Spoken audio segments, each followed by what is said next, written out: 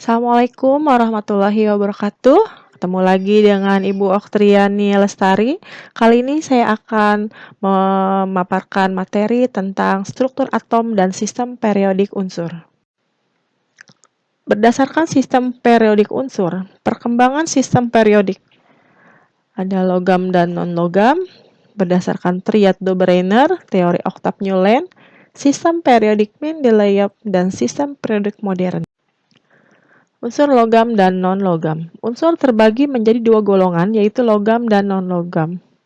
Logam contohnya ada besi, perak, tembaga, kobalt, platina, sedangkan non-logam ada karbon, fosfor, dan lain-lain. Untuk sistem periodik berdasarkan Triad-Dobereiner. Berdasarkan massa atom relatifnya, unsur-unsur dapat dikelompokkan ke dalam kelompok 3 unsur di mana massa unsur yang di tengah merupakan rata-rata dari massa unsur yang ada di tepi. Silahkan dilihat berdasarkan contoh untuk 3 unsur kalsium, strontium, dan barium. Untuk rata-ratanya adalah 88,5. Berdasarkan teori oktav Newland, jika unsur-unsur disusun berdasarkan kenaikan massa atom, maka sifat unsur tersebut akan berulang setelah unsur ke-8. Ya, bisa kalian lihat pada urutan tabel ketika atom H 1, Li 2, Be 3 sampai O 7, kemudian F kembali lagi 8, Na 9 dan seterusnya. Berdasarkan teori Mendeleev, unsur-unsur disusun 12 baris mendatar periode berdasarkan kenaikan massa atom dan 8 kolom tegak golongan berdasarkan kemiripan sifat. Mendeleev menyiapkan tempat kosong dengan keyakinan banyak unsur yang belum ditemukan. Sistem periodik Mendeleev seperti gambar berikut, silahkan dipahami. Kemudian untuk sistem periodik modern, berdasarkan H.G.Z. Moseley membuat sistem periodik modern untuk menyempurnakan klasifikasi unsur Mendeleev, bahwa unsur-unsur dalam satu periodik disusun berdasarkan kenaikan nomor atom dan unsur dalam satu golongan disusun berdasarkan kemiripan dalam sifat fisika dan berdasarkan tabel periodik modern bisa kalian lihat seperti gambar berikut. Ini merupakan tabel periodik unsur yang sekarang. Penentuan periode dan golongan. Periode merupakan nomor kulit terluar, sedangkan golongan jumlah elektron valensi. Untuk konfigurasi elektron valensi, Ns1 merupakan golongan 1A, Ns2 2A, Ns2 Np1 3A, dan seterusnya. Ns2 Np6 golongan 8A. Ya, bisa kalian lihat pada tabel periodik.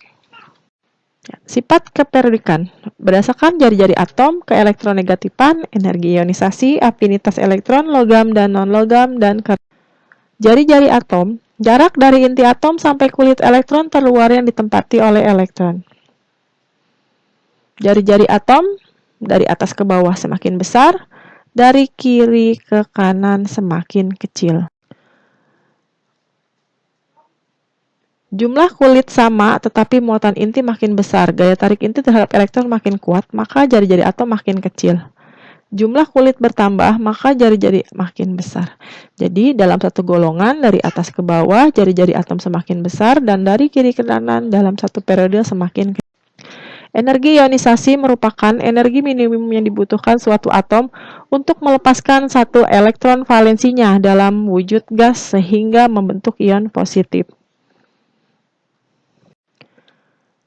Dari atas ke bawah dalam satu golongan, jari-jari makin besar, maka energi ionisasi makin kecil. Muatan inti bertambah, tarikan inti makin kuat, dan elektron terluar sulit lepas, maka energi ionisasi dari kiri ke kanan dalam satu periode semakin besar. Untuk afinitas elektron merupakan energi yang dihasilkan oleh suatu atom apabila suatu atom menerima elektron valensi dari atom lain sehingga terbentuk ion negatif.